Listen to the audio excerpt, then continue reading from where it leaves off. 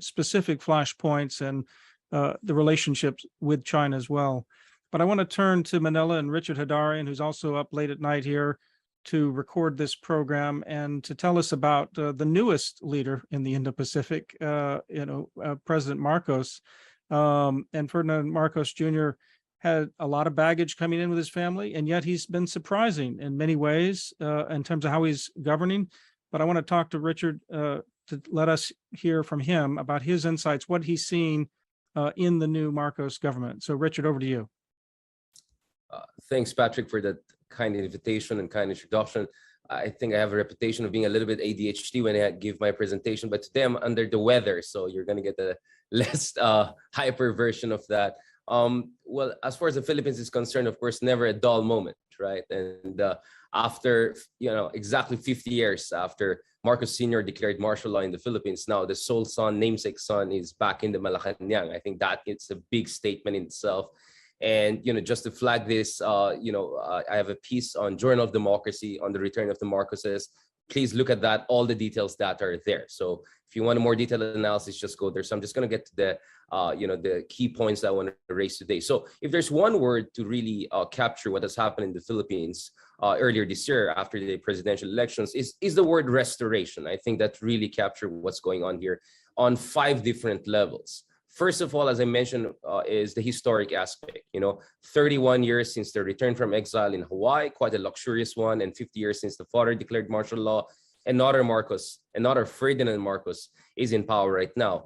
Also on the level of political economy. So if you look at it, it was not only the victory of Marcos, but the victory of the entrenched elite in the Philippines and the duo of the Dutertes and Marcoses occupying the top positions in the government. You also see people who are getting a lot of good appointments. They're getting the juiciest parts of the state institutions and appointments. A lot of them belong to the Philippine political elite. So outsiders in that sense have not had a very good time, despite the fact that both Marcoses and Dutertes have tried to portray themselves as supposed political outsiders. Number 3, there is also a restoration to a much more technocratic government.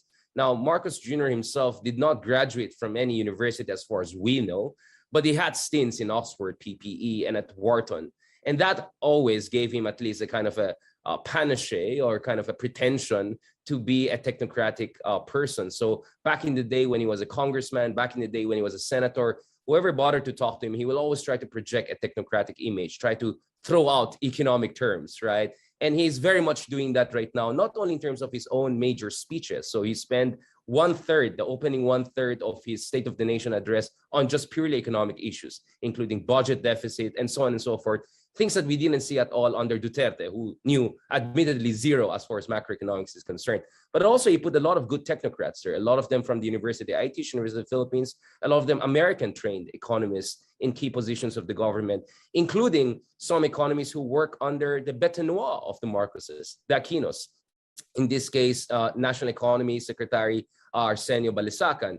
We also have a restoration on the strategic level, which I think is the most interesting part. So many people try to portray Marcos as essentially Duterte 2.0 in terms of his foreign policy when it comes to US and China. I call him more like a Marcos 2.0 because I think he's much more similar to his late father than the previous Filipino president on so many levels when it comes to strategic issues.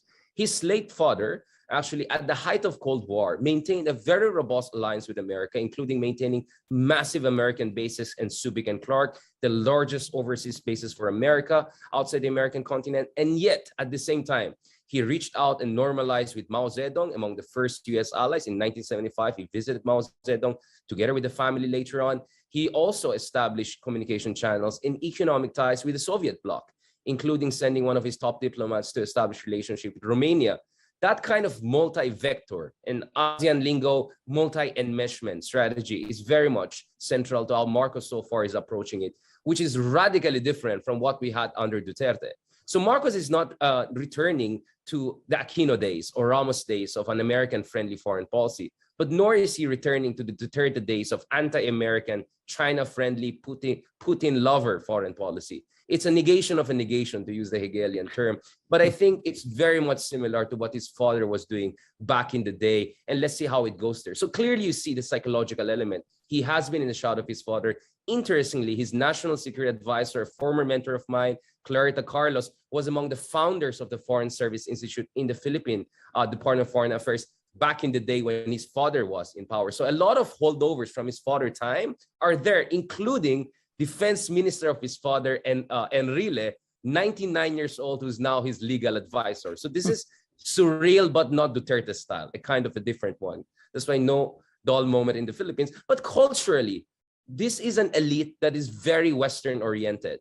Marcos Jr. plays saxophone. He's an aficionado of underground British music. You don't believe me? Talk to the British ambassador here. This guy is a geek on so many British stuff I had no idea ever existed, right? So different from Duterte, who barely visited the West, probably once in his life without a very good experience. You know, Marcos, 6 days after winning the presidency, he was in Melbourne partying with his family. Duterte, 6 years in office, didn't visit a single Western capital as the president of the Philippines. His family, bulk of them, studied, and some of them more successfully graduated from American and British university. So this is a very totally different. I mean, the joke I make is that they're the Tiffany and Co. I mean, there's the pretensions to society, international society with them. And I think that's going to shape personal diplomacy that the Biden administration will be deploying towards the Marcoses.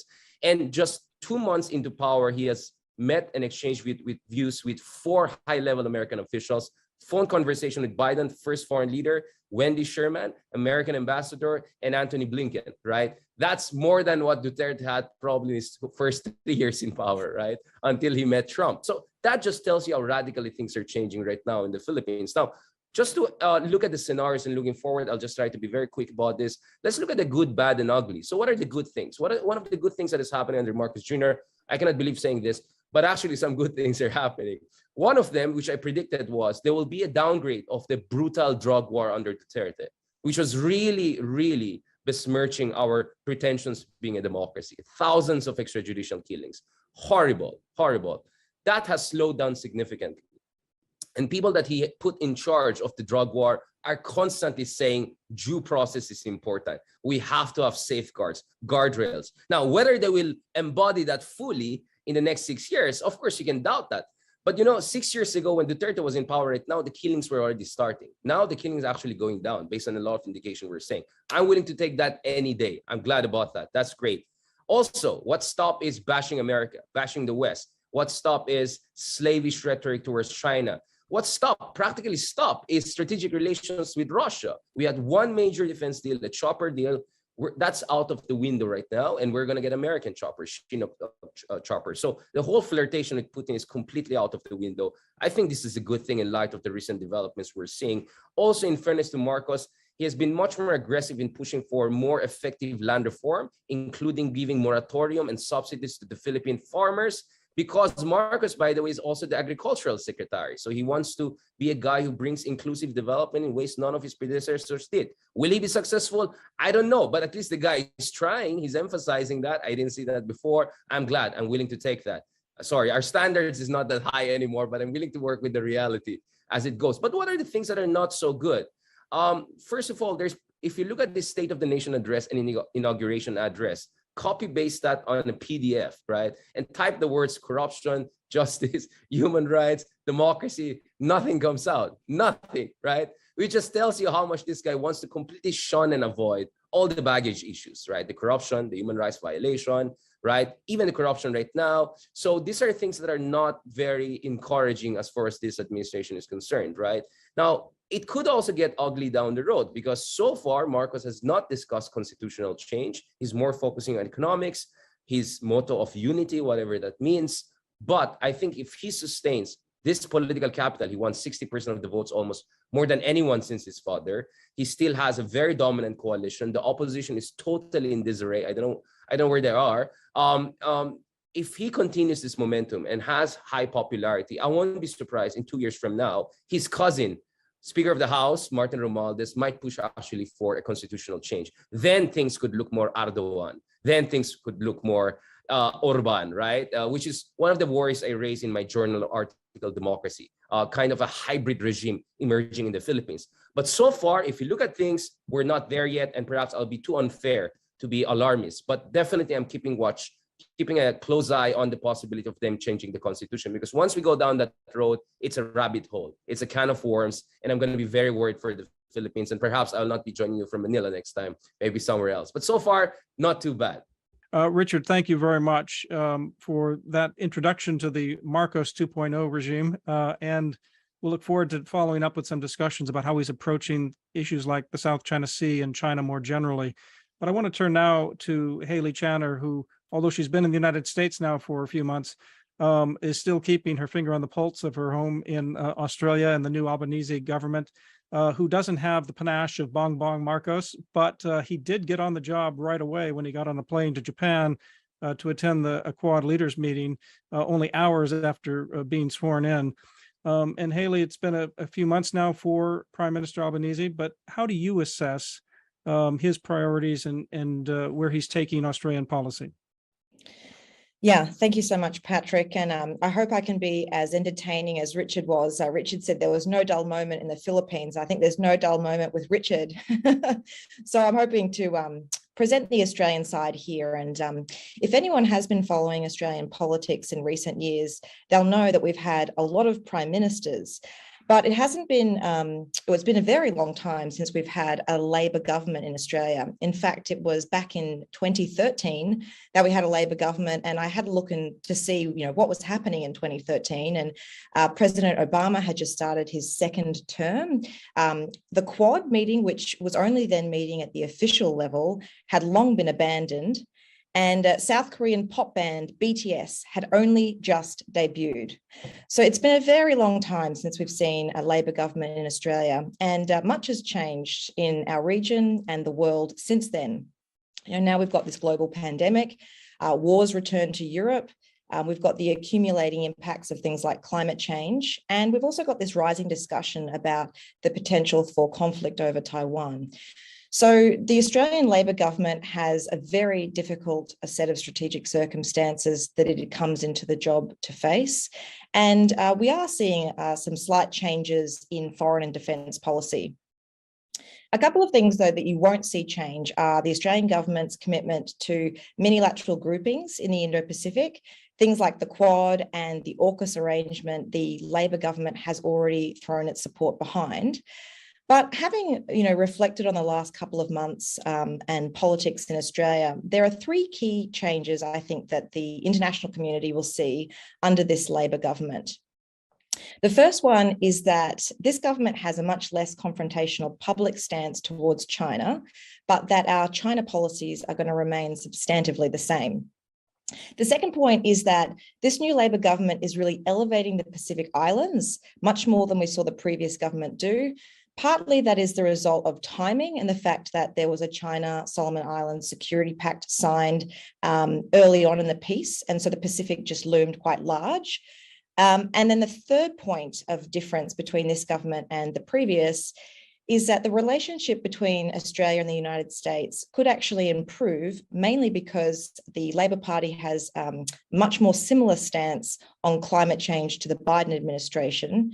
However, the issue of a second Trump presidency in 2024 still kind of looms for the Australian public and Australian officials.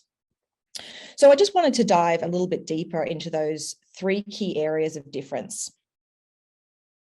So the first thing to note is that the Australian government's public approach towards China is different, but that the policies will remain the same.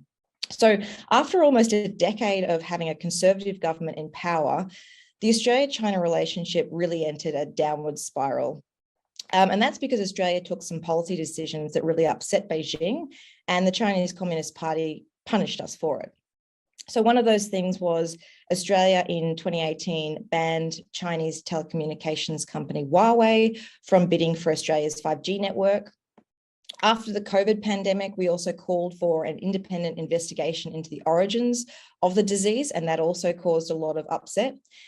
And we really came under sustained fire on the trade front, with China banning everything from Australian beef to barley, cotton to coal, and table grapes to liquid natural gas.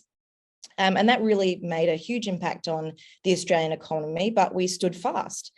And not only did the relationship sour over the years, but also in the last 6 months or so leading into the Australian federal election, it really took a downwards spiral. Part of that was because the previous government was seeking to look tough on national security, and it came out saying, or had some very tough comments on situation in Taiwan. So for example, the previous defense minister, who is now the opposition leader, Minister Peter Dutton, said that he couldn't conceive of a situation where Australia wouldn't come to the aid of the United States over a conflict in Taiwan. And obviously that caused a lot of ripples with China. Now, the new government hasn't echoed these sentiments. It hasn't said anything directly about what Australia would or wouldn't do over a Taiwan contingency. And it's really using the reset of the election to try and reset relations with China. So our new defense minister and our foreign minister have both had counterpart meetings with their Chinese equivalents. And that's the most senior level meetings that we've had with China for about 3 years. So we're finally getting some dialogue happening. But under the surface and behind the scenes, Australia's policy towards China is going to remain substantively the same. Don't expect us to basically back down from standing up for our interests in the face of sustained Chinese pressure. The second point that I wanted to make is that the Labor government is really elevating the Pacific Islands. So as I mentioned before, a few weeks prior to the Australian general election, Australia's Pacific neighbour, Solomon Islands, signed this security pact with China. Our now Foreign Minister Penny Wong described the events that led to that deal as the worst Australian foreign policy failure in the Pacific since 1945. And from the outside, it really appeared as though Australia was completely blindsided by the deal. And it also reflected poorly on Australia's ability to relate to our Pacific Island neighbours. We appeared to be tone deaf to Pacific concerns like climate change, and we'd also cut aid spending. So to rectify that, the new Labor government has committed to spend an extra $370 million US in aid to the Pacific. And this money is really going to be spent on things that Pacific Island nations really care about: climate, defence training, and visa programs. Canberra remains the single largest development partner in the Pacific, but too often we've really had a transactional approach to the region, and we've failed to invest in personal relationships.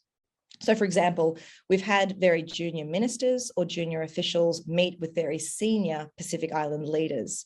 And in the Pacific, relationships are really paramount. So that is something that this new government is trying to address. So, for example, Foreign Minister Penny Wong visited the Pacific 3 times in less than a month. And Prime Minister Albanese has also visited Solomon Islands and met with Pacific Island leaders on the sidelines of the Pacific Island Forum. So expect to see the Pacific as a major focus of the Australian government. And Penny Wong has also gone so far as to say her priority as Foreign Minister are the Pacific and Southeast Asia, which is quite different to what the previous government said. And so my third and final point about what's going to be different under this Labor government is that the Australia-US alliance relationship is likely to improve because both governments are seeing more eye to eye on the issue of climate change, but the possibility of a second Trump presidency still casts a shadow. So Australia is a mining nation. Our top 2 exports are coal and iron ore, and most of our power comes from coal. Only a small percentage of our energy comes from renewables. The previous government sought to protect Australia's traditional mining industry and was very modest in its climate change commitments. In contrast, the Labor government won power partly off the back of its stronger climate action platform. Labor's policy is to reduce Australia's carbon emissions by about 43% in just 8 years by 2030. That is a big difference compared with the previous government, which had only committed to about 26 to 28% of reductions.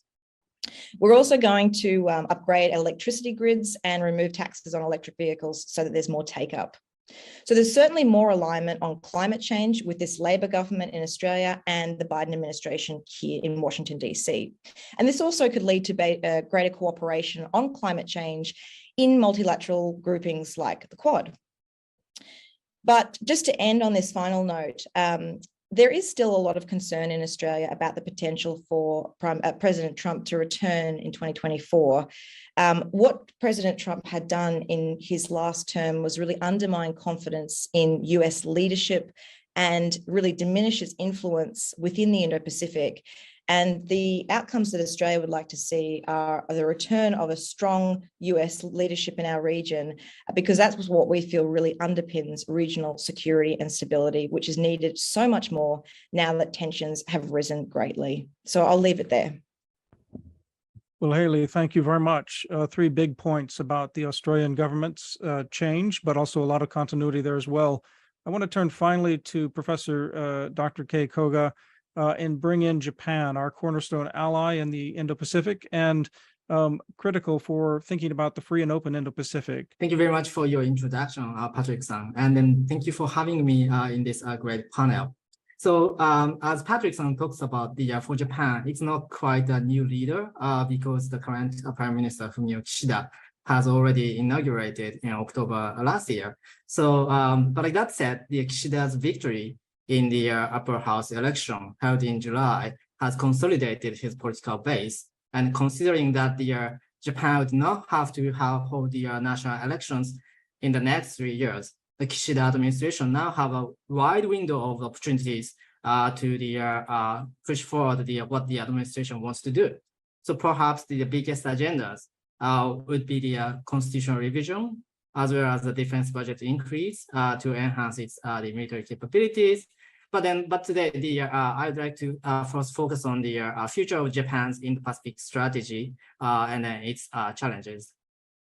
So on the Indo-Pacific strategy, as many have already identified, the Prime Minister Shinzo Abe created the free and open Indo-Pacific the concept, the so-called FOIP, in 2016.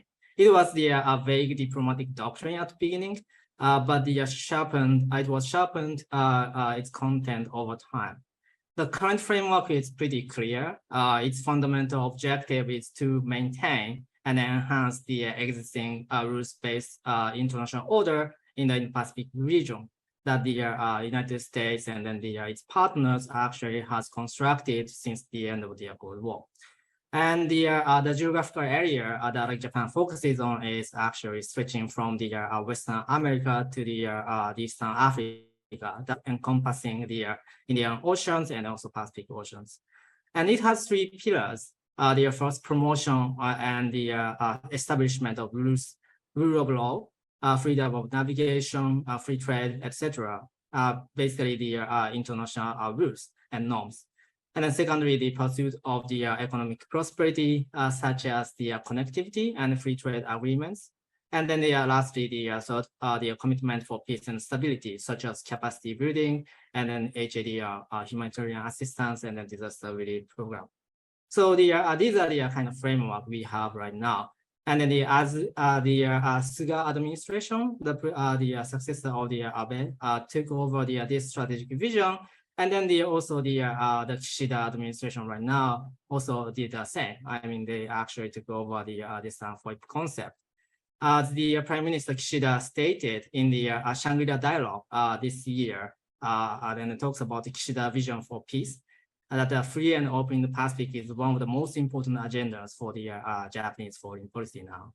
And then, but the differences between the Suga and also Kishida is that while Suga was preoccupied with Japan's domestic agenda at that time, such as the counter COVID-19 measure and the Tokyo Olympic and Paralympics, but Kishida has the more room to think through and add his own agendas to the current FOIP vision. And among them, the most obvious one is his emphasis on the economic security. The economic security legislation was passed in May this year, and which focused on the 4 pillars: supply chains, non-disclosure of patent, public and private partnership on the R&D, and core infrastructure. The basic principle is that the Japanese government will become more involved in the economic decision-making and regarding what types of supply chains need to be diversified, what raw materials need to be regulated, which technology should be promoted through public and private partnership, and what infrastructure needs to be protected. So these efforts contribute to advancing Japan's FOIP vision, because since 2019, many have advocated for prioritizing the actions rather than talking about the concept of the FOIP. And given that most of the activities, such as the capacity building, infrastructure development, and free trade agreements, have been already existed since before the FOIP concept was created. And so the economic security is something that Japan could take a lead to the push for the free and open Pacific, particularly the rules-based, the creation of the international rule and the norms. And the agenda has already been overlapped on the several new Indo-Pacific framework, such as Quad and IPEC. So the task is to what extent Japan can contribute to shaping these norms and rules on these areas, and this would become Japan's priority in the Indo-Pacific. And so, also Japan is now formulating its national security strategy, and then they are trying to create it by the end of this year. And I believe that the FOIP and economic security will be highlighted in this document. And also another development is Japan's coalition building effort in the FOIP. Since Japan aims to maintain and enhance the existing rules-based international order, it requires the coalition to support that order. And obviously, the United States and Australia are closely aligned with Japan. And maybe their priorities might be different, but their direction is pretty much the same. As Harry already talks about, the Albanese administration states kind of the same course on China and also the Indo-Pacific strategy, and considering the strengthening Japan of Australia relations, such as the reciprocal access agreement (RAA) between the two, and also their confirmation to proceed the ratification of the agreement and pledge to upgrade Japan-Australia security declaration. So I think these are Australia, the United States are the two kind of pivotal partners continuously for Japan's Indo-Pacific vision. And then also South Korea is kind of interesting because South Korea under the Yoon administration openly expressed the importance of the Japan-South Korea relation is really, really important. And then it shows its strong political will to create its own Indo-Pacific strategy framework, as Min-Ju-san said. And this is really clearly a positive development because if we look back, the previous Moon administration consistently avoided using the term Indo-Pacific and also deteriorated its relation, South Korea's relation with Japan on in the political and the military fronts, such as again the potential abrogation of the GSOMIA and then some of the historical issues. So the current actions taken by the Yoon administration is now seen as the positive development, and then Yoon's posture is seen as the first step to improve bilateral relations. The Philippine foreign policy is still uncertain.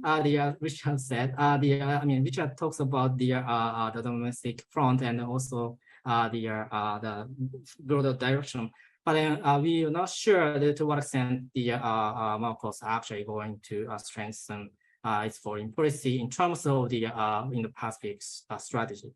But then the Foreign Minister Hayashi has actively communicated with his counterpart, the Secretary Manalo, to continuously cooperate with the Philippines through 2+2 and the military and economic cooperation. And also another positive development what I found in these two the bilateral relation is that the foreign ministers are actually talking about the Indo-Pacific strategy or Indo-Pacific concept a lot.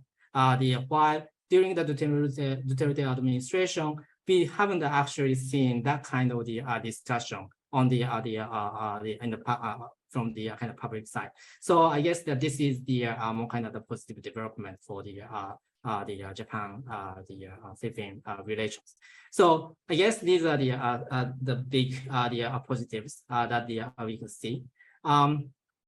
Just kind of quickly, the negative side is I think Japan now has some of the domestic issue, which is the kind of the scandal that is many Liberal Democratic Party politicians had certain kind of connection with the religious groups affiliated with the former Unification Church.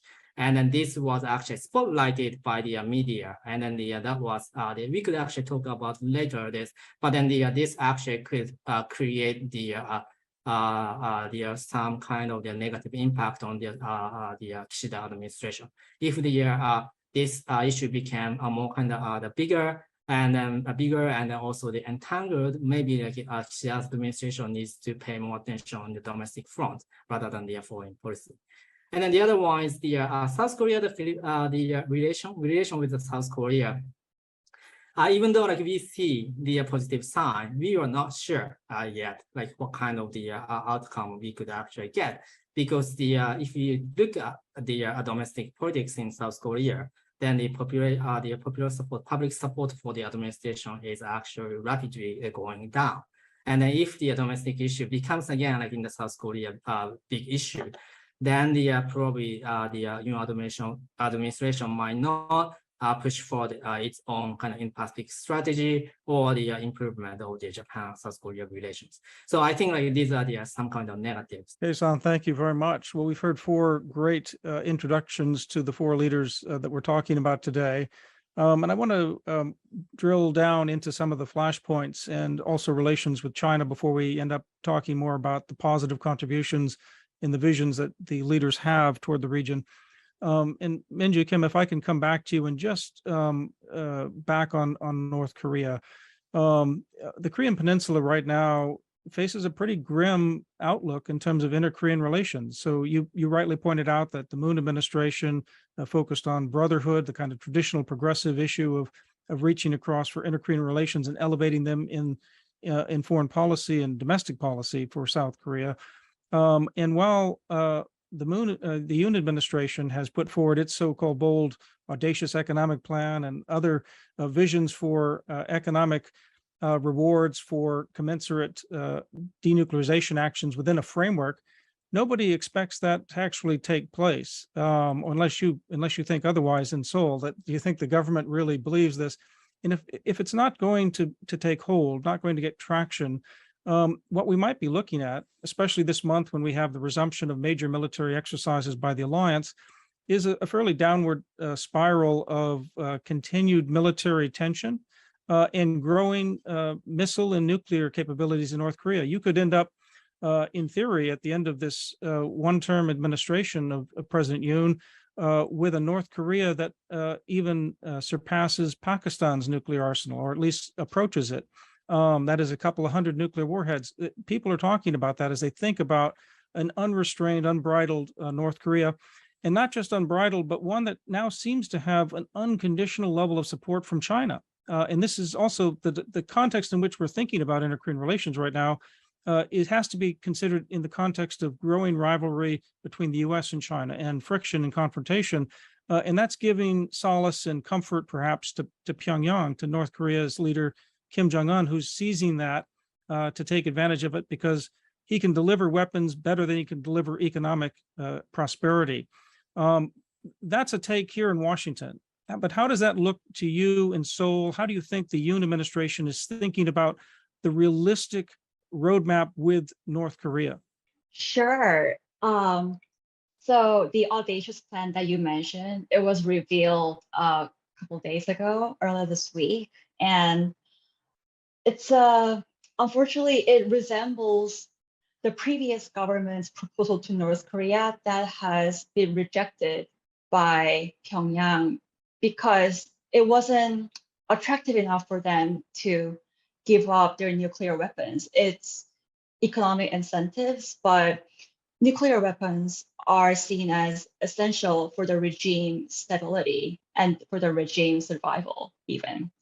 So, but the Yoon administration has made a few outreach to North Korea so far, which was most significantly during the COVID pandemic, the COVID outbreak in North Korea. But North Korea hasn't responded to that offer either. So the prospect of this audacious new plan succeeding it doesn't look very bright, but the US-South Korea military drills, I think it's going to spark angry reactions from North Korea again, which starts next week, and it can dial up tensions on the peninsula. And North Korea has also showed signs of getting ready for a nuclear test, which many experts were saying can happen anytime soon. Know that North Korea has completed their preparations for a nuclear test. So North Korea has tested multiple missiles over the past few months, but a nuclear test will be another red line, which can, but actually, because South Korea and US have limited options in responding to that, because the sanctions that are already in place are not working that effectively on North Korea, and it is still surviving without the economic incentives that South Korea has sought to offer. So I think the stalemate in the status quo is going to continue for the time being. Well, stalemate is a good prediction, and yet I think you rightly point out there has to be some North Korean response. They've to the military exercises, because they've made that such a threshold issue, and they've objected to it in the past with provocations, or what we consider provocations, often missile tests. I think the nuclear test issue looks to be an issue for later in the year, maybe after the 20th Party Congress, partly because of monsoons and rains right now near the nuclear testing ground, and then the 20th Party Congress not alienating China. But toward the end of the year, that test that you say has been ready to go perhaps since April seems likely to move ahead, and that will be a new red line that they'll be crossing in terms of a seventh, maybe an eighth nuclear test. Especially coupled with discussions about usable tactical nuclear weapons, or some nuclear doctrine out of North Korea that suggests they don't want just deterrence, but maybe want some coercive ability out of these nuclear weapons. That's a very daunting sort of set of issues. And so I want to just ask you about how you perceive the Yoon administration's potential response, partly because what we've seen is a combination of strengthening South Korean defense, talking about the 3Ks in terms of the kill chain and the missile defense, capabilities, but also the latest discussions between the United States and South Korea talked about if there is a nuclear test, that the option of redeploying strategic assets on the peninsula, whatever that means, is on the table as well. And then finally, a very, very difficult issue I want to ask you about, Minju, is the support in South Korea, as far as I can see, remains very high for possible acquisition of a nuclear weapon by South Korea. I know President Yoon has already said, no, we're not pursuing that.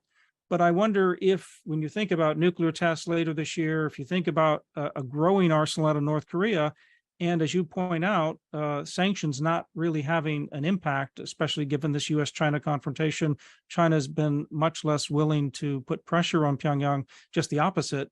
Do you think South Korea could, under Yoon administration, embark on that? And of course, the domestic weakness of the administration, or lack of strength of political support, how does that affect the Yoon administration's defense capabilities? I know that's a lot there, but really I'm asking your kind of assessment of what you're expecting out of the Yoon administration vis-a-vis defense. Sure, it's a great question. The defense capabilities in South Korea, I think, is going to be bolstered under Yoon administration. Actually, under the liberal Moon presidency, the defense spending of the South Korean government has increased, and I expect it to continue expanding under you. But of course, the concerns about North Korea, it looms large over the decisions, and South Korea is currently in talks with the US about expanding the extended deterrence against North Korea, and include regarding the nuclear weapons issue. As you said, you at the press conference this week said pretty much ruled it out, saying that South Korea respects the NPT. But among the public, there is a growing sentiment that South Korea also needs its own nuclear arsenal. I think it's a mixture of the rising tensions in the world following the war in Ukraine and the China risks in the region, and also the South Korean public, especially the younger generation, are less sympathetic about feel the urgency, I guess, less about making peace with North Korea, because they grew up after South Korea has spent so many years basically in rivalry with North Korea. So there is the public view, but I think because when South Korea tries to step up as a nuclear power, it will face economic, I think, limitations and sanctions even. I am thinking the UN administration is still going to focus on bolstering the conventional arms. And in terms of what can happen after the tensions have really escalated, experts have told me that there is a risk of limited military conflicts along the inter-Korean border, like what we have seen during the previous conservative governments in South Korea. So I keep monitoring that as well. And that would include potential kinetic action along the northern limit line in the maritime domain, where we could see some provocation out of North Korea. That's entirely possible, it seems to me. I do think one of the brighter spots here, Minju, is that this is pushing Korea and Japan toward identifying their common interests as needing closer discussions on contingency planning, well beyond the GSOMIA, the information sharing, the intelligence sharing agreement that currently exists. And I think that is at least one silver lining to these ongoing tensions, the stalemate that you point out that's likely to persist in the inter-Korean relationship. I want to move back to Manila and back to Richard to talk about some of the flashpoints that the Marcos administration is going to have to deal with, even if they haven't had to face a major crisis yet. Between the Taiwan tensions that exist, which spill into the South China Sea and very much, have questions about American military prepositioning and the enhanced defense cooperation agreement with the Philippines, and how that will unfold and continue to be pursued under a Marcos administration. But beyond that, Richard, just the approach that President Marcos can take as he's trying this balancing act with China policy, if China gets more aggressive in essentially asserting its perception of the 9-dash line and its essential ownership of most of the South China Sea, how is that likely to unfold in your view? Thank you very much for that question again. I mean, I think Kay Koga-san talked about the uncertainties that faces in terms of the direction of Philippine foreign policy. But one reason I have been able to more or less, trace the trajectory of Philippine foreign policy, even under the disruptive administration of Duterte, are the structural constraints. If you look at approval rating, trust ratings of US and China, the spread is sometimes 100 points, right? So US has a net positive approval of around 70% and China's negative 30, right? Whoever is the president, even the most unabashed one like Duterte, could not ignore that. And on many occasions, if not himself, some of his top officials had to recalibrate their approach. Now, that is, of course, very relevant whenever, of course, foreign policy is never a priority in most democracies, But when China keeps on pushing the envelope, bullying Filipino fishermen, and the Philippine media, influencers, thought leaders keep on focusing on that, and then you have this long history of anti-communist, anti-China prejudice in the Philippines going back to the Spanish era and the American Cold War era, that presents a very much big limitations on how far Marcos can flirt with China. That was the reality under Duterte. That will be even a bigger reality under Marcos, right? And maybe this is too speculative, but the allegations is that Duterte was much more dependent on China in his rise to power and maintaining power than Marcos, who easily won the presidency, massive victory, and he has multiple options to sustain his power in ways that Duterte could not. Duterte came from the peripheries. China was really the only major power who was really behind him through and through. But Marcos has so many options on the table, and he's using that. So I think that menu of strategic options can give us an idea where the Philippines goes. But number two, which is even more important, in a New York Times piece back in 2017 alone, I wrote that this is not Duterte's personal army. So the role of the Philippine military establishment is very, very important. I constantly deal with them. I constantly deal with the defense minister's top officials throughout the years. And what's very clear with them is that, yes, we have no problem engaging China, but we're not blind. We know what's going on here. They're our number one external security threat, right? So, and you have a military establishment where about 80 to 90% of the equipment is NATO grade, right? And little efforts to diversify that really didn't go anywhere because guess what? Philippines and China and Russia, zero major defense agreement really happened, even under Duterte, right? So these are all structural constraints that will shape how Marcos can go. And I don't think Marcos is crazy enough to try to pull off another Duterte, especially now that many Filipinos realize what we were facing is not debt trap, but pledge trap. China made huge pledges of investments. I have been saying this since 2018. They're taking us for a ride. They're taking us for a ride. So the other day, the Chinese ambassador himself used the word, we need more tangible and fruitful relationships. So even the Chinese cannot deny it, that you know, like, so Marcos cannot just pretend this is not the case, right? Now, I'm not saying Marcos is the epitome of patriotism and pro-American sentiments, but these structural factors are very important. Now, the Taiwan issue was very interesting. Even the Ukraine issue. In fact, the Philippines is the only Southeast Asian country, with the exception of the exiled government of Myanmar, that consistently voted in favor of Ukraine. Our voting record in the United Nations, overseen by our current Foreign Secretary and former UN Ambassador Manalo, was we stood by the Ukrainian people against Russia. Few people took notice of that because Duterte's big mouth kept on dominating the headlines. But actually, our record in the United Nations was pretty decent. Importantly, also on Taiwan, when Blinken visited the Philippines, right off the bat, Marcos Jr. said, I don't think Nancy Pelosi should be blamed for that. This has been there for quite some time. I don't think the Chinese were impressed by that. I think the Chinese, from the tantrums that Wang Yi was throwing, not once, but twice during the ASEAN, wanted the ASEAN to take their side and blame Nancy Pelosi. Right off the bat, Marcos said, you know what? It's not Nancy Pelosi's fault. This has been there. We have to deal with it. But, for the Philippines, it's tyranny of geography, right? The Luzon Strait is only 200 nautical miles, right? We're separate from southern China. You go to the northern Philippines where the Marcoses and my mom come from, right? We can hear Chinese radio, if we swim there. We have military facilities there. We have alliance entanglements, right? So that's why when it comes to Taiwan, whatever neutrality we want to project, it's not going to be the case once conflict happens because China will automatically treat us as an R&R area for American military operations.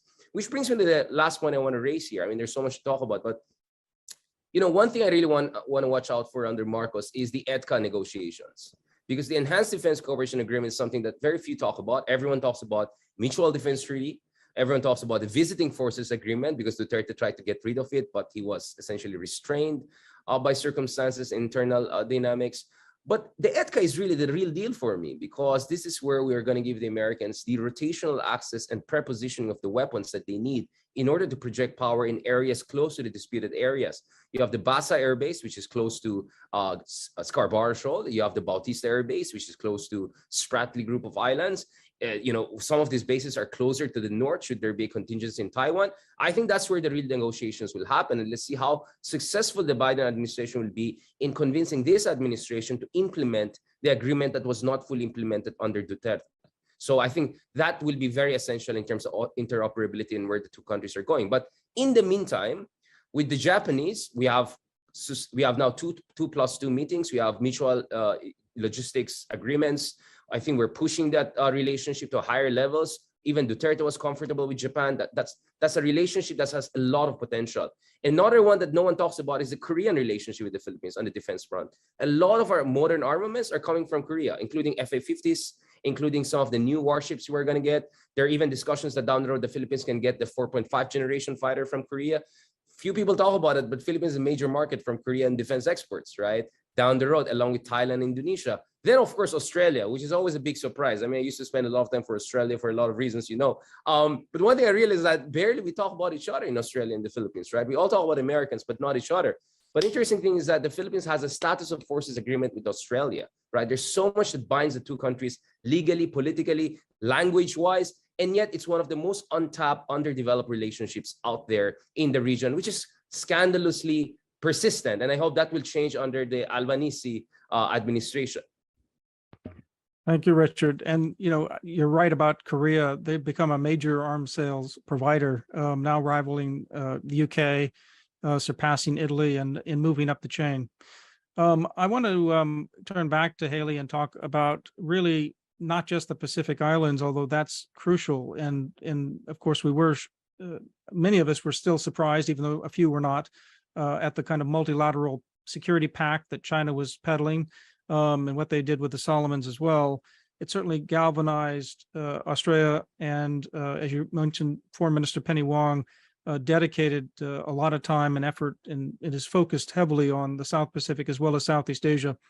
But it's the Taiwan crisis that's still gripping the larger Indo-Pacific, and I think internationally outside of the Ukraine war, it's seen as such a major point of confrontation. And as Richard was just suggesting, you had Foreign Minister Wang Yi trying to project a Chinese narrative that this is American provocation. This is America changing the status quo by sending the Speaker of the House, not sending, but by having the Speaker of the House for the second time go to Taiwan. And indeed, that's one of the points back to Wang Yi and to the Chinese that, you know, the administration didn't send Nancy Pelosi. The legislative branch is truly independent. And by the way, we don't accept the international limitations on the Taiwan Strait that China wants to place. It wants to call it essentially a domestic passage rather than international waters. That's not accepted by the United States. And meanwhile, we're talking about a new free trade, if not a free trade agreement, at least a increased 21st century trade initiative with Taiwan. And that's supposed to be something that is negotiated over the next year between US and Taiwan. That's sure to incur further wrath from Beijing. So as the tensions continue to heat up between the US and China, Haley, if that's the trend, and given the fact that you've pointed out that, Canberra's interested in continuity on that policy in many ways will strengthen relations with the Biden administration, but they don't want to be confrontational. It seems like it's going to be hard to avoid confrontation between how China's behaving and between the tensions on the Taiwan issue. So can you just tease out for us your suppositions about how might the Australian government approach even increased tensions on Taiwan? They're already high, but even short of a war, but nonetheless increased tensions and possibly some new crisis that could occur. Well, the first thing to say is, Australia doesn't want to be caught in the middle, just like probably every other country in the Indo-Pacific region. I think what we've seen happen in Ukraine was really shocking and has also made the prospects of war in the Indo-Pacific a much more visceral thought for people to have, a much more real thought for people to have. And Australia has been a very staunch ally of the United States. I mean, there's a line that we use, which is that Australians have fought alongside Americans in every single war since World War II. We're in Vietnam, we've been in Korea. So we just got out of Afghanistan with you. So obviously Australians have been seeing eye to eye with the United States in years past. However, this issue of Taiwan is extremely concerning because of how major the conflict could be. and the fact that a conflict also could be mainly fought in the gray zone, and China could create a fait accompli where it has already taken over Taiwan and really there's no battle to be had, or that the questions about how to fight that battle would come through an economic or trade war, which would be equally devastating in a number of ways, including impacting people's livelihoods and quality of life. You know, the previous government made a lot of very strong statements about Taiwan, and I think it is justified to say that Australia would need to have some sort of role in the conflict because it would draw in every country in the region. I mean, Japanese islands are only 100 kilometers or so off Taiwan. And so if the United States and Japan were involved in some sort of conflict, and Australia has rotational marines in Darwin and other, you know, joint US-Australia assets and facilities, it's very difficult to see how we wouldn't become involved. And something that I found quite interesting is, you know, there's a debate in Australia about whether we should or shouldn't. A scholar called Hugh White has penned an article called Sleepwalk to War, which is about the potential for Australia to just get involved in a conflict without really wanting to. But the Australian public seems to be coming on board with the idea of Australia actually being involved in any kind of conflict. So there was a Lowy Institute poll that was recently released that asked the question, in the event of a military conflict between China and the United States, should Australia support the US, remain neutral, or support China? And this question was asked this year and last year. And this year, Australians said 46% said Australia should support the United States. 51% said Australia should remain neutral. And last year, what they said was only 41% said Australia should support the US, whereas 57% said we should remain neutral. So even within the general population, Australians are starting to think that the tide of opinion is turning against China. This is a trend that has been going on for years. I mean, we do have a very large Chinese diaspora in Australia, and we're a very multicultural society. But Australian business interests were heavily impacted by China banning our imports, and a lot of businesses are starting to diversify now. Also, I mean, we suffered because China wasn't sending Chinese students to Australian universities. So I think that public opinion is seeing aggressive Chinese actions in things like its territorial disputes, also just its human rights abuses and things like Xinjiang, the treatment of the Uyghur population. And we are taking a tougher stance on China. So I think, you know, as much as we wouldn't want to be involved, and it's a horrible reality to think about after especially what we've seen in Ukraine, I don't think that Australia would have any other option but to try and influence positively the outcome of any kind of conflict like that. Thank you very much. I want to move on to Keisan and get his take on Prime Minister Kishida and how he views both tensions over Taiwan, but also how he's reading Xi Jinping's assertiveness and where this is going. For instance, Keisan, one of the recent brand new book, in fact, by Hal Brands and Michael Beckley, maybe you haven't read it, but you've seen his argument about we've reached peak China. China's been peaking in power, in fact, and the real problem is China's growing now weakness in the coming years. But this could manifest itself in terms of more assertiveness over issues that are seen as part of its core security, like the Taiwan issue. But I just throw that out as one current theme in the US discussion. How do you think the Prime Minister of Japan is viewing China in its potential assertiveness in the region, including especially over Taiwan? Okay, thank you very much for interesting questions. And I think the Prime Minister Kishida and Japan itself are actually seeing definitely the China's increasing assertiveness. And then I think the basic stance that Japan wants to pursue or wants to actually be based on is that Japan wants to engage with China. I mean, Japan doesn't want to actually have the unnecessary conflict or tensions with China in the many fronts, like in East China Sea, South China Sea, and also even the infrastructure development, those kind of non-military issues.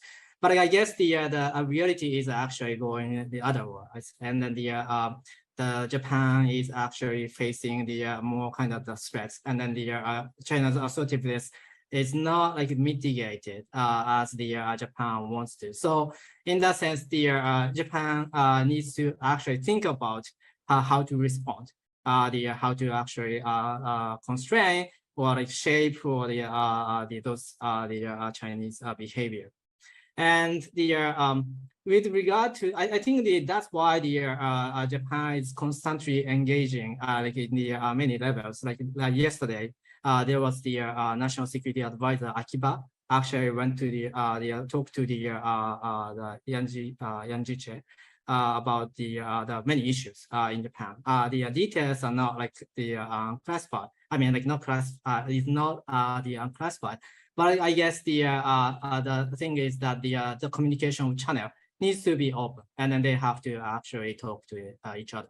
But at the same time, again, the tensions actually is increasing. So I believe that the national security strategy that Japan is going to formulate this December, and also the national defense policy guidelines that Japan is going to simultaneously issue, it will be focusing on the China, and then the how we gonna actually respond to the Chinese behavior.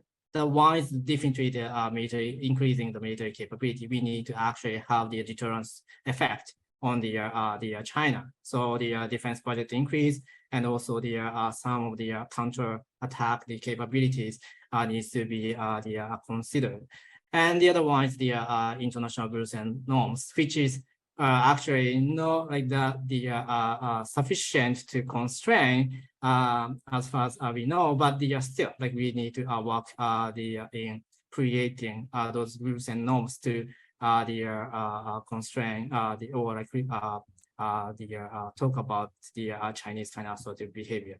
So I guess that's the kind of the general posture that Japan is going to pursue. And on the Taiwan Straits, I guess the Japan is pretty much aligned with the United States.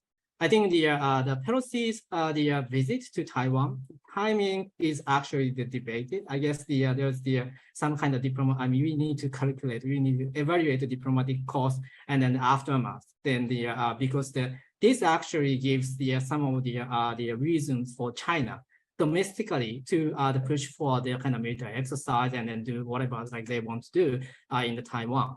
And then even if the international the community criticize it, maybe like China is not going to listen to that, but they have some kind of justification domestically, and then that actually creates more kind of tension over that.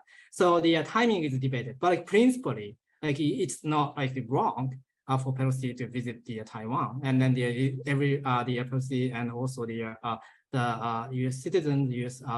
politicians has every right to visit the Taiwan. So in that sense, I guess the principally the Japan is always with the United States, and then as you actually see the G7 statement was the kind of the statement Japan eagerly supported, and also the Japan when the Prime Minister Kishida met the Pelosi in Japan. They actually talked about Taiwan Straits, and they criticized heavily about the Chinese kind of missiles fell into the Japanese EEZ, exclusive economic zone. So I guess that's the kind of posture. I mean, like we need to actually still like we hope that the Japan China relations, as well as the Japan US China relations, could have some improvement.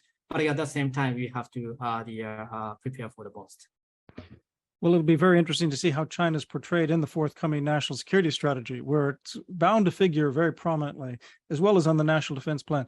I want to turn back. We have about 15, 20 minutes at most. And I want to go back briefly to each of you to just follow up on a couple of key points and project ahead. And Minju Kim, you've been a great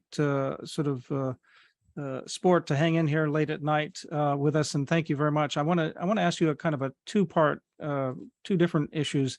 One of them relates to the management of a careful China policy at a time when South Korea is going to be doing more for its own defense vis-a-vis North Korea, at least, and that's going to probably incur some reactions from China, if not necessarily moving away from the three no's policy about the THAAD batteries, but nonetheless, more defenses is sure to incur some response from China. And that could lead into the economic sphere that you pointed out at the beginning of this program. Clearly, the Yoon administration wants to try to avoid new economic pressures out of China, just the opposite. But it may be unavoidable. And I think the question on South Korea policy positively is here you have the Yoon administration willing once again to assert a global Korea. We already heard on arms sales. Of course, President Yoon came in on the scene in many ways by going to the Madrid summit internationally and being there at the NATO meeting on a new NATO concept, along with Japan and Australia, New Zealand leaders weighing in as the Indo-Pacific observer wing, but basically putting the imprimatur on a new NATO concept over the next 10 years that looks at this systemic challenge out of China. So there's a built-in friction between wanting to play a global role and yet wanting to maintain good relations with China. How do you see the Yoon administration most effectively trying to find its place internationally? It's clearly been invited to some G7 meetings. At the G20, it's a possibility. It's talking about human rights, as you mentioned. It is playing a bigger role, and it should. Maybe it's in the technological space. And there, I think, clearly, we saw this with President Biden and President Yoon, very interested in supply chain security, semiconductors. This could be an area where he plays maybe the most positive role globally and regionally. But I wonder how you see this sort of manifesting itself in the coming months and years for the Yoon administration. How do you think the Yoon administration is thinking that they have found their niche in terms of defining this pivotal global role? And how does that play vis-a-vis a balance of power with China? I know that's a complex set of questions there, but the relationship with China unfolding and Korea's global role unfolding under the Yoon administration, how do you think they're thinking about these issues right now? Sure. So the Yoon administration has made it clear that South Korea has to play a bigger role in the international arena, especially that the cultural, economical influence of the country has really grown. But people who ask for South Korea's bigger role in diplomacy says South Korea hasn't caught up with its economic and cultural might in the diplomatic arena. So Yoon has made pledges to do so under the slogan of global pivotal state. But I think it remains to be seen how he will navigate that. One thing that happened recently was Yoon was the only leader in Asia who did not have a meeting with Nancy Pelosi when she was on a trip to this region. The explanation was that he was on a staycation in Seoul, but experts and critics were saying Yoon was deliberately trying to avoid a meeting with Pelosi because she was coming directly after a meeting with Taiwan. And of course, it is understandable. I mean, South Korea has nothing to gain from angering China, the biggest trade partner. But the Pelosi meeting thing was seen as a missed opportunity in South Korea. And I think it's probably because Yoon is a political novice with very little experience in the diplomatic arena. So I think we are probably going to take a little bit more of a time to see how his views of how to deal with the US-China rivalry and South Korea's role in diplomacy is going to shape up. Yes, when you're managing the balance of power, a staycation may not be the best approach. And yet I understand fully the sensitivities of the Taiwan issue in Seoul and elsewhere. That's great. I want to turn back to Richard and get his sense of where the Marcos administration, where President Marcos, how he thinks maybe about a balance of power unfolding in this region under his tenure. I mean, what can he, as the president of the Philippines, who's thinking still mostly domestically, getting the economy going, the restoration that you pointed out, but how does he view, his tenure, the balance of power shifting around Southeast Asia, but around the Indo-Pacific more broadly, Richard? Yeah, I mean, as for again, sorry, thank you for the question. Yeah, I mean, as far as Marcus is concerned, I mean, one thing we have to keep in mind is the element of agency, right? So I've talked a lot about the agency of the Philippines. One of the things that always annoys me when people talk about Southeast Asia is that as if they're a bunch of, you know, pawns on the chessboard and the big powers will toss them around. So they have agency, and we have seen even with Duterte, maybe not in the best way he exercised it, but he had agency, right? He scrambled the ball game and tried to impose his agency in the picture. Well, in the same way, I think a lot also matters, Patrick and colleagues, in terms of how the Biden administration approaches Marcos. I think so far they have done a very good job, right, of really focusing on areas of shared concern without getting too much into areas where there could be divisions and problems and disagreements, etc. I think if they continue that, most likely next year there's going to be a White House visit by Marcos Jr. Quite surreal, but it's also going to be the first by a Filipino president in almost a decade. I think the last time a Filipino president was in the White House was 2012 or something like that, under former president, late President Aquino. So it matters how the Americans will engage, the Marcos presidency, right?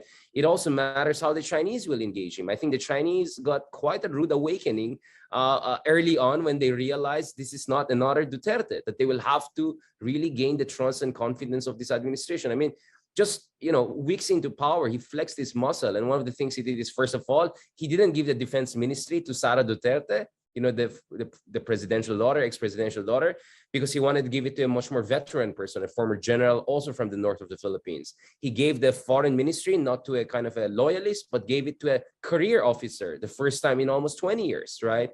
Also, just a month into office, he suspended 3 major projects with China, telling them, hey, you cannot pledge strap us here. If you're going to invest, bring in the money. Let's see what's going on. But don't just throw around pledges and leave these projects hanging in the air. I think that was also quite a good move. So I think Marcos is essentially telling the big powers, what do we have to offer? Let's go from there. But definitely, I'm comfortable with keeping a good relationship with Americans in ways that was not the case with Duterte. So what I'm saying here is that nothing is set in stone. There are trend lines, there are structural limitations, but how the big powers approach the Filipino president and other key Southeast Asian countries will be also very much important to how the country goes. Now, I think down the road, the vision that Marcos has is to make the Philippines once again a pillar of ASEAN. That was the case in the 60s and 70s. We were one of the founding countries. You put the population of Indonesia and Philippines together, that's half of ASEAN population already, right? We're projected to be the 3rd or 2nd largest economy in the region in the coming years. So I think the Philippines wants to be a kind of a middle power, a full-fledged middle power down the road. And I think that's the kind of legacy that Marcos wants to leave 6 years down the road, or at least the strategic minds within his administration. So I think the Philippines want to have more agency, want to be more of a middle power, not just another small power, but it wants to get the kind of respect, recognition that it wants, and it felt it was not getting in the past. The Chinese took Philippines for granted in the previous years. America took the Philippines for granted also before Duterte. But I think that's changing right now. And I think that's good because it also contributes to strategic maturity of ASEAN countries like the Philippines. So a global pivotal power in South Korea, a sort of rising power here, middle power in the Philippines. What about Australia, Haley? How does the Prime Minister look at Australia's role in maintaining a regional balance of power? And how, if I can just add into that, a specific question about AUKUS, because the Australia-UK-US defense relationship is critical, not just because of the nuclear propelled submarine part of that, but also maybe the bigger part is the sort of commitment to, over the long term, for the scientific and technological capabilities of China manifesting themselves fully and maybe rising, making rising Australia a much more significant factor over the coming decades in this region. Now that's looking out far ahead, week after look ahead, month to month here and year to year. But how do you see Canberra thinking now in the change of government about the balance of power in the years ahead? Well, Patrick, I really like to think that Australia is maturing in its foreign and defence policy approaches and how it actually relates to the region that it's in. You know, for such a long period, Australia was always seeking security from its region by reaching out to traditional powers like Five Eyes countries, US and UK. Now I think it's finally starting to see its place as seeking security with and from, with the region rather than, from it. And that part of that trend is Australia forming new minilateral groupings like AUKUS. But actually in the last 10 years alone, Australia has joined 10 different minilateral groupings.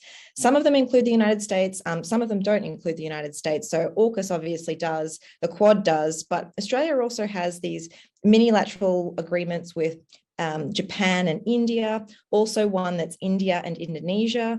It's also trying to reach out more to countries like South Korea and Vietnam, because I think Australia is seeing that the security situation is getting worse. It needs a more networked approach to its region. And this new Labor government, I think, has a more sophisticated approach. It understands, having been in opposition for 9 years, it had a lot of time to prepare. And now it's kind of like bolted out of the gate. It wants to reestablish Australia's presence in the Pacific. It's refocusing on Southeast Asia.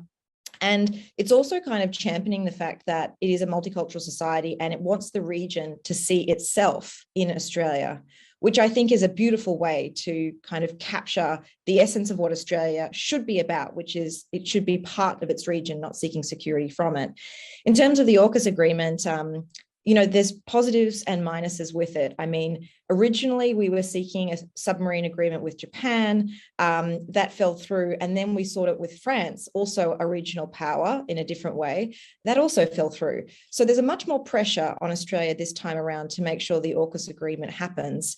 There was some negative kind of branding with AUKUS because it looks like Australia is returning to its roots of seeking security from traditional Five Eyes powers. And I don't know that that could have been avoided because we couldn't get the same kind of capability that we were seeking and needing from France. Frankly, the public perceptions shifted in terms of being more willing to accept something tougher like a nuclear-powered submarine. But potentially there's still scope for Australia to work with other partners in the region on some of the things that AUKUS is doing on the emerging technology space. So whether that's quantum, artificial intelligence, undersea warfare, we could be working with Japan, South Korea, India, potentially even Indonesia on some of these really core capabilities. Thinking about the Philippines, the Philippines is one of the only countries that has a status of forces agreement with Australia. And we should be doing much more with the Philippines, I think, because it is an important player. And I hope that Australia will look more to South Korea and the Philippines in future. Well, another rising regional power. We really do have new Asia managers on the scene here and rising powers. And I think in Japan, they've been playing this role well before Kishida became prime minister.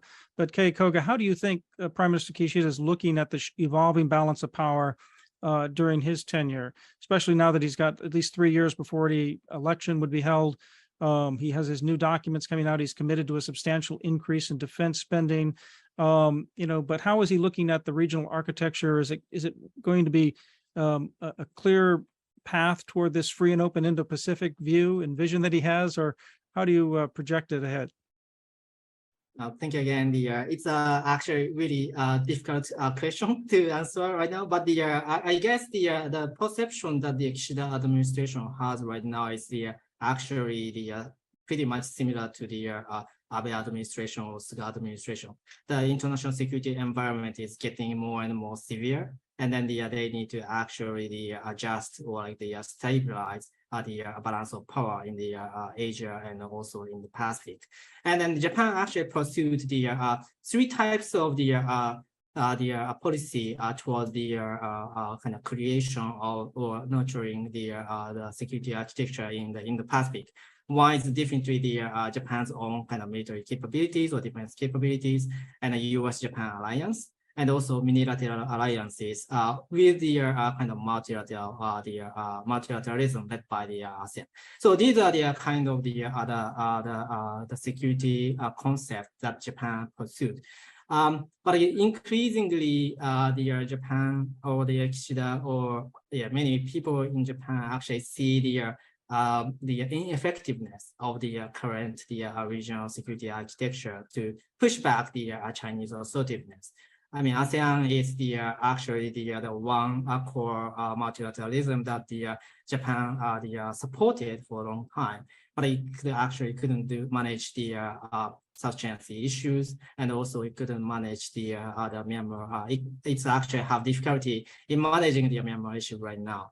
And also the US-Japan alliance is strong, but it does not actually do everything. It actually couldn't actually deter the China in the South China Sea or the other places. Even if you create the other kind of networks, still like insufficient. So what I think the Japan is going to do is putting more resources in its own military capabilities or defense capabilities, and also the bilateral or like unilateral security cooperation with the Australia and then perhaps the UK, because they are now like thinking about the new RAA with the UK in the Pacific. And also possibly the Philippines. The Philippines has as Richard said, the Philippine-Japan relations are strong, and they have the AXA, and they have also the defense cooperation and then communication line 2+2. So I think they are trying to, if possible, they are trying to create the new defense pact with the Philippines, and also Japan is trying to strengthen the bilateral relation with some of the Southeast Asian countries like Singapore and Thailand, because as they concluded the defense equipment and the technology transfer agreements as well. So I guess this kind of bilateral network is going to be more important for Japan's security policy, while like actually support the multilateralism. They don't want to actually damage the ASEAN unity or centrality, but then at the same time, I think Japan is more kind of focusing on the unilateral or the bilateral and its own capability to maintain the favorable balance of power in the Pacific. Well, I think all four of these countries have been seeking new network security arrangements as well as economic arrangements. The United States has been supporting that. I don't think they're going to be promoting necessarily in Australia, South Korea, Japan, Philippines quad. We have quite a few pacts and quads already. But I do think these four countries are going to matter a great deal in the coming years when you think about a free and open Indo-Pacific or peace and stability on the Korean Peninsula, Northeast Asia, Southeast Asia, the Pacific Islands, and across the Indo-Pacific. So I really thank you for enriching us with your insights and your great discussion here across time zones. Richard Hadarian in Manila, Minju Kim in Seoul, Haley Channer, who's and Kay Koga, who is fortunately going to be in Washington a number of months here at the Wilson Center. Thank you all for your great contributions, and good day.